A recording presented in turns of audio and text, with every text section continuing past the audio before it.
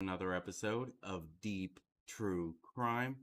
I'm Manny Rodriguez. In today's episode, we are diving deep in the recent execution conviction of the shocking case of Taylor Parker.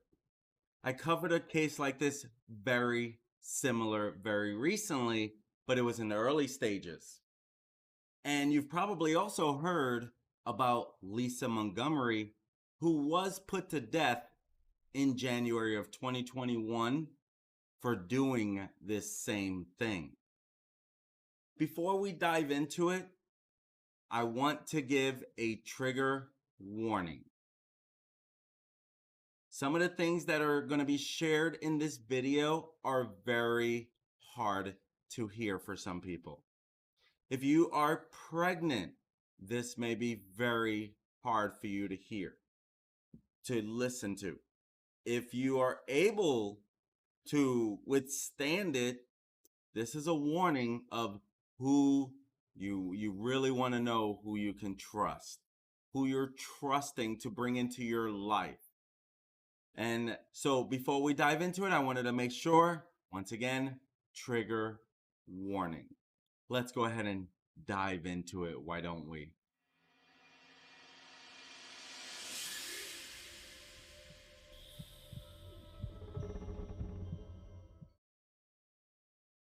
This is a very sad story, as I have mentioned. And the reason why I even wanted to put that trigger warning is because this is hard to take in. So it is not for the faint of heart, basically, is what I'm sharing with you. So let's go ahead and dive into it, why don't we? New Boston is a city in Bowie County, Texas. It is a city of about 4,600 people located 160 miles northeast of Dallas, Texas. It is known for its Pioneer Days, Festival, and Rodeo. On October 9, 2020, at approximately 10:18 a.m., New Boston Police Department received a 911 call from a woman that went to her daughter's home and found her daughter deceased. Officers were dispatched to 200 Austin Street to investigate, and upon arrival, identified Jessica Brooks as the 911 caller. Brooks stopped by the home when Homer Hancock, the victim's husband, told her he couldn't get a hold of his wife. "Someone's murdered my daughter. She's dead. She's dead. Help me. She's dead," Brooks screamed into the phone when the dispatcher, Katie Jimenez, answered the call. Officers entered the home and found a white female on the ground in the living room of the house, face down, with a large abundance of what appeared to be blood throughout the house. A large amount of blood would be located on the floor, furniture, walls, appliances, and other items in the home. The victim was identified as Reagan Michelle Simmons, also known as Reagan Michelle Hancock. Officers learned Simmons was approximately 34 weeks pregnant and requested EMS personnel to come to the scene and check on the status of the baby. When LifeNet EMS got there, they turned Simmons' body over, which revealed a very large cut across Simmons' abdomen area. EMS personnel determined Simmons no longer had a baby in her stomach. Before that 911 call from the victim's mother, Jessica Brooks, at approximately 9:37 a.m., State Trooper Lee Shavers, he conducted a traffic stop on a vehicle in DeKalb, Texas. Trooper Shavers says Taylor Parker, she was driving the car and he pulled her over because she was speeding and driving erratically. The trooper says when he pulled her over, she was holding a newborn infant in her lap and the umbilical cord was connected to the infant. The cord, though, appeared to be coming out of Taylor's pants, as if she gave birth to the child. Parker, she was busy performing CPR on the infant, and LifeNet EMS came to the scene and transported Parker and the infant to a hospital in Idabel, Oklahoma. The New Boston Police Department chief, Gary McCrary, says he was informed the Idabel Hospital staff determined Parker did not give birth to the child that was in the care of the hospital. Oklahoma State Bureau of Investigation Special Agent Chad Dansby responded to the hospital to do his investigation. Agent Dansby interviewed Taylor Parker, and she told the special agent she was in a physical altercation with Simmons and abducted the unborn child. Parker admitted to leaving the residence of the assault after the abduction of the child. As the investigation continued, Texas Ranger Joshua Mason interviewed Parker's boyfriend, Wade Griffin, who informed him that Parker told him and others that she was pregnant. Griffin explained that Parker was supposed to go to the hospital in Idabel and pre-register for labor to be induced for the birth of their child on October 9th, 2020. Griffin said he was scheduled to meet Parker at the hospital about lunchtime for the birth of their child. Griffin also said that they had a gender reveal party in celebration of the upcoming birth of their child. The Texas Ranger then interviewed Parker, and she told him she was not pregnant and admitted to being in a physical assault with Simmons. Parker used a small scalpel to remove the unborn infant from the body of Simmons and said the scalpel she used was left at Simmons' residence. An autopsy performed on Simmons at Southwestern Institute of Forensic Sciences in Dallas they found on a small scalpel that was lodged in the neck of Simmons, but it was not visible at the crime scene until they did this forensic investigation. Parker caused the death of Simmons and abducted the unborn child from Simmons' body. Parker, leaving the home with the baby and her inability to provide necessary care to the child, she caused the death of the baby. Let's dive even deeper. The trial would begin for Taylor Parker on Monday, September 12, 2022, as prosecutors detailed Parker's alleged plot to find a newborn in time for her supposed fake expected due date.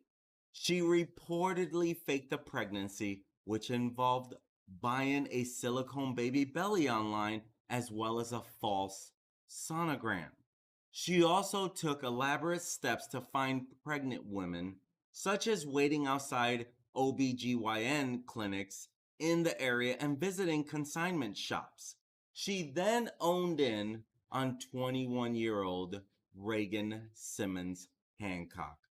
A state police investigator testified at the trial that she also conducted intensive research on how to fake a pregnancy convincingly.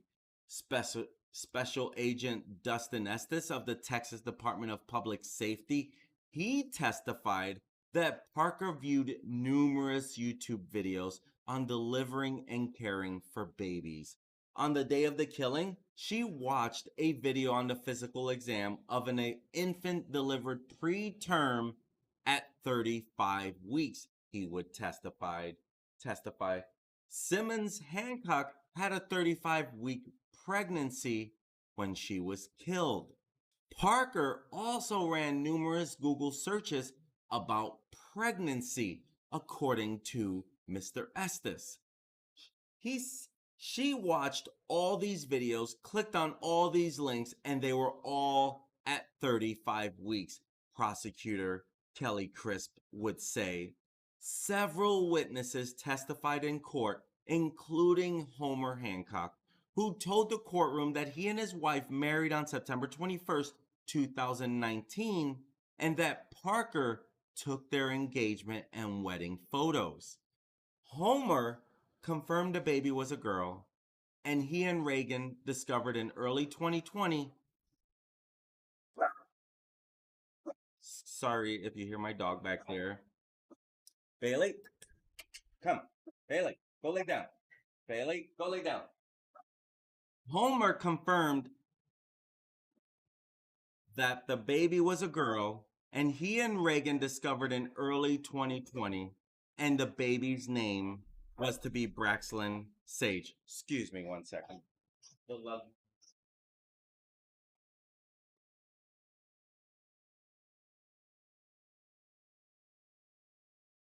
Excuse me for that. Let's do that again. Homer confirmed the baby was a girl, and he and Reagan discovered in early 2020, and the baby's name was to be Braxlyn Sage. He tearfully would share with the court.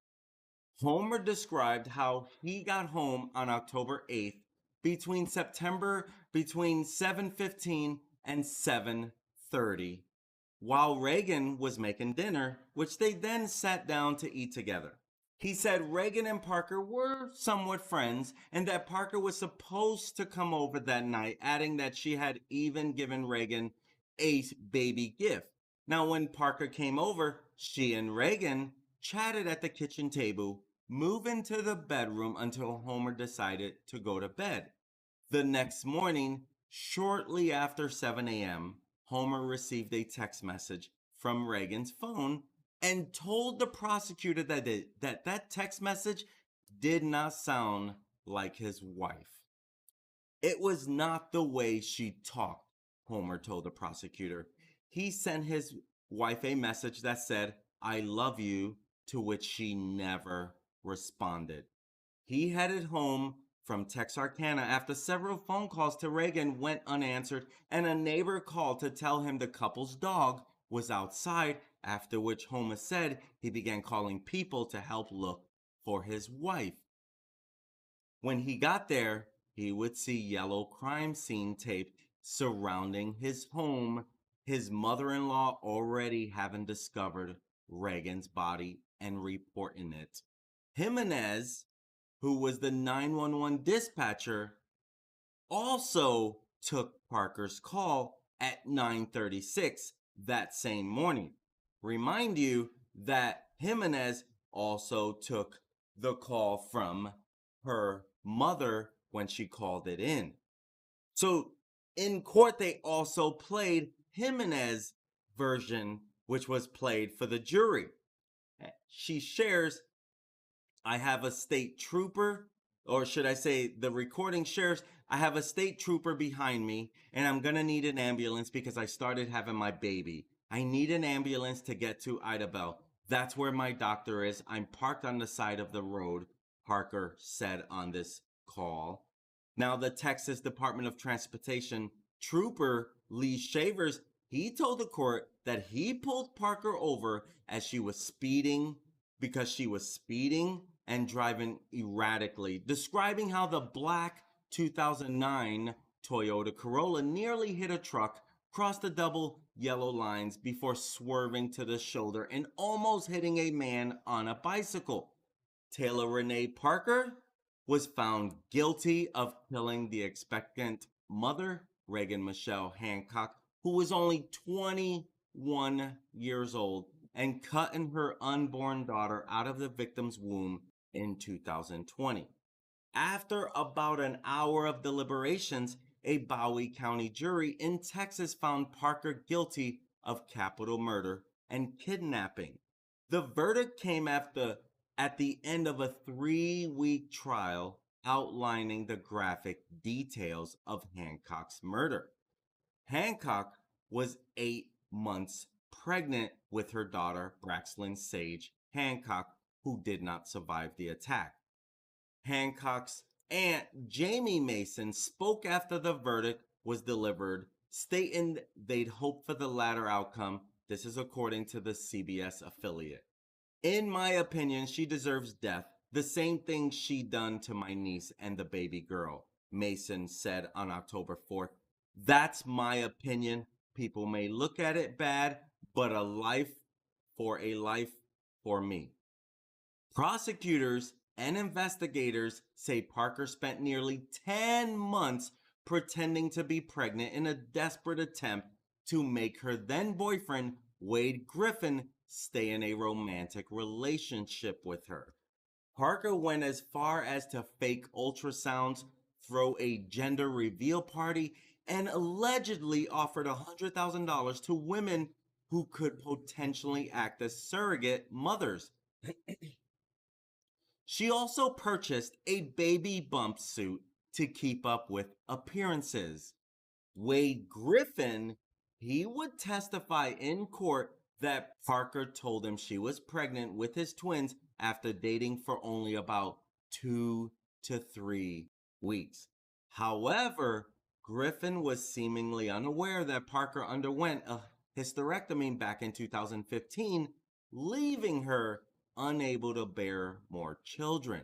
So when Parker's September 19, 2020 due date came and went, prosecutors say she grew desperate.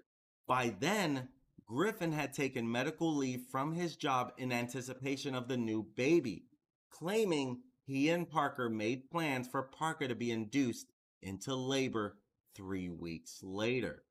Labor induction is commonly recommended when a mother carries 1 to 2 weeks past her due date to reduce the risk of uterine infection and other complications.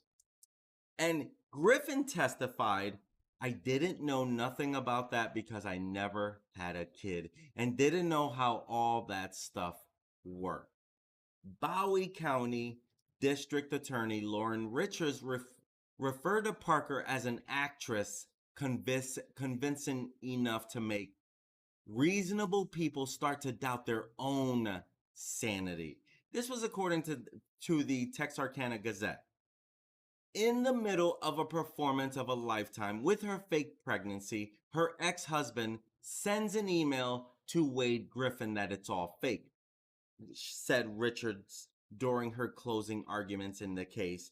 To Taylor, it was a threat that she would be outed as a liar and exposed for what she is. She would lose face, and Taylor Parker doesn't lose.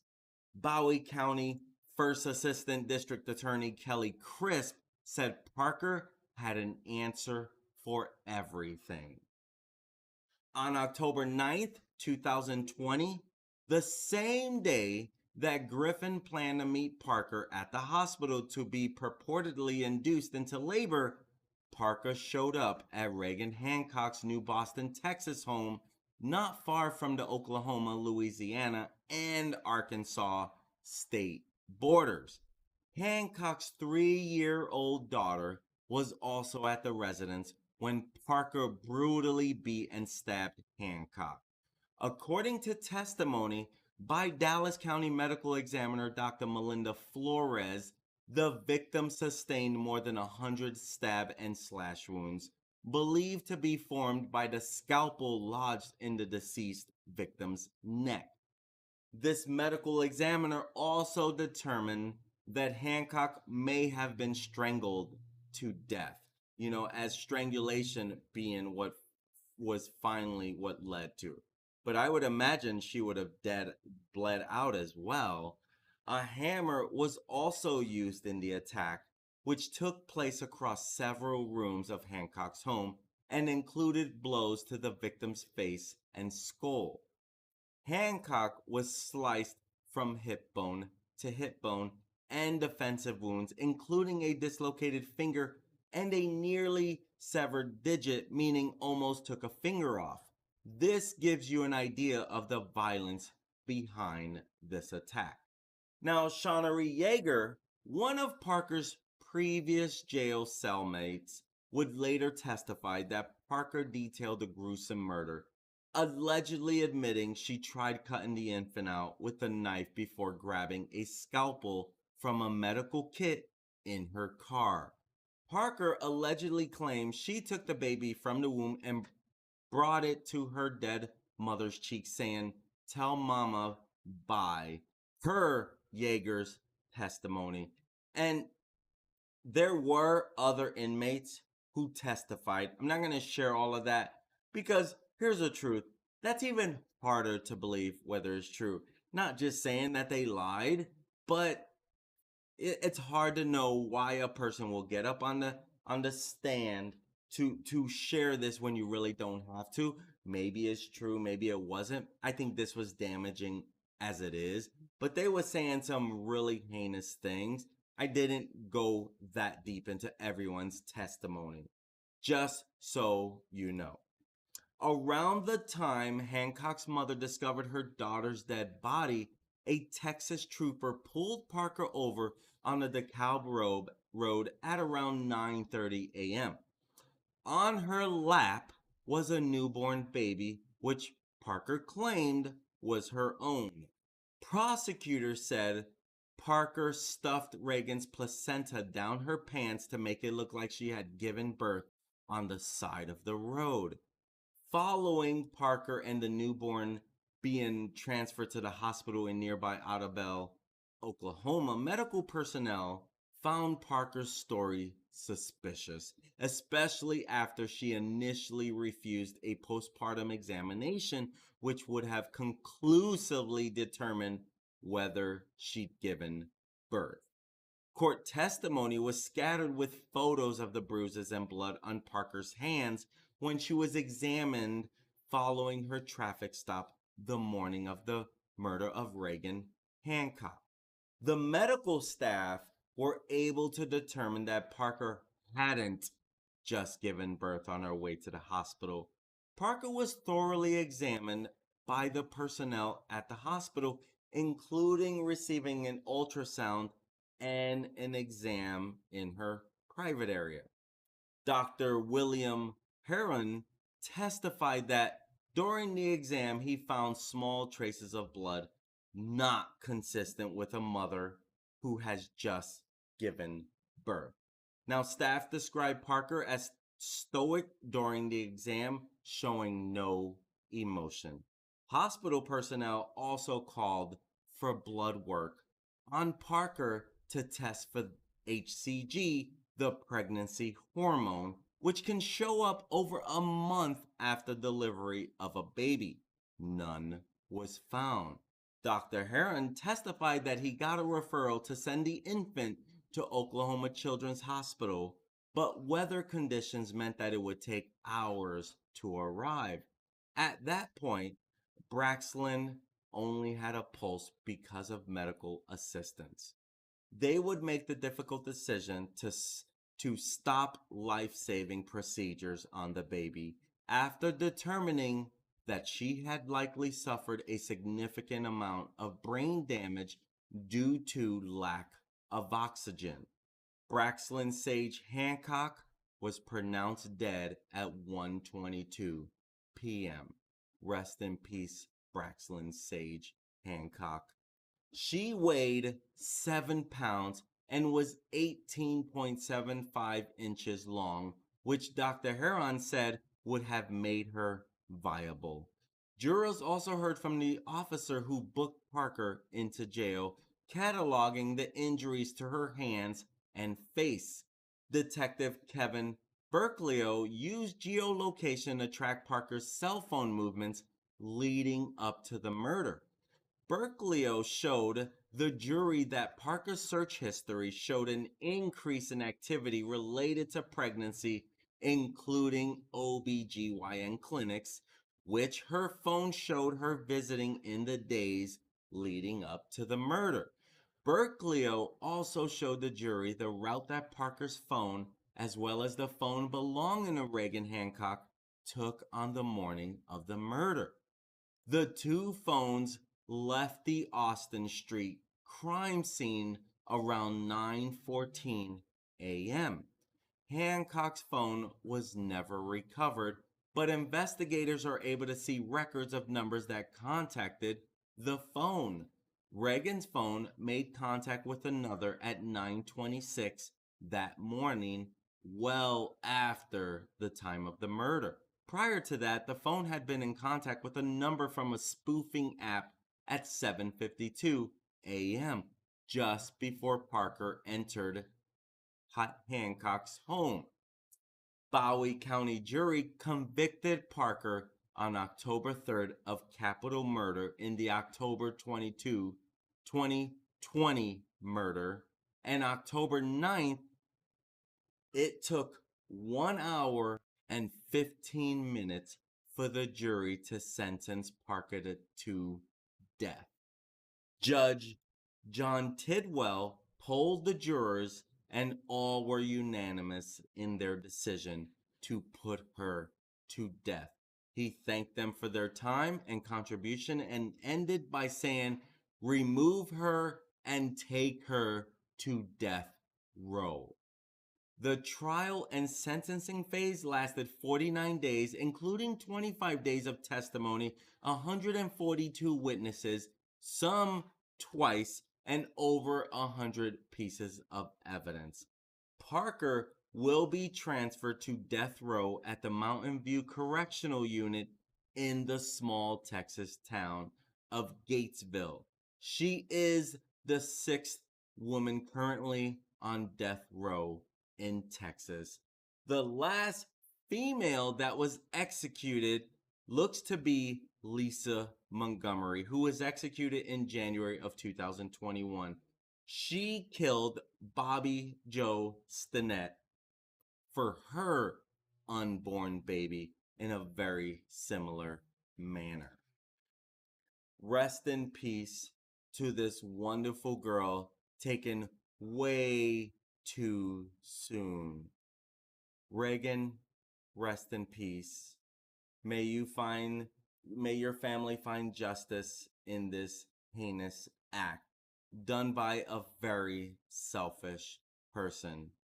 My friends, my whole goal is to keep you updated on what could go wrong in this crazy, crazy world we live in. I'm guessing this girl wished she did not do this. I'm guessing she would like to play things back. But my question is, how does someone find it in themselves to do that? And even think you'll get away with it? That's just crazy. I mean, you weren't even dating this guy that long and you're capable of doing such a thing? This is what I want to keep you updated on, is this is the type of thing that can go wrong. Reagan didn't know that her friend was going to kill her. Reagan didn't know her friend was already haunting and hunting for someone. Reagan didn't know all that. Reagan didn't know that when she lets her in that morning, it would be the last time she lives. Rest in peace, Reagan. Rest in peace to her little baby, Braxlin. My friends, if this is the kind of content you like to follow, please hit on that subscribe button. If you got some value from this, hit that like, because that tells YouTube there's some value. Show it to more people. At the end of the day, I just want to keep you aware of what could go wrong in this crazy world we live in. Thank you for joining me today, my friends. I look forward to serving you and being a voice for victims again. Peace. Have a great day.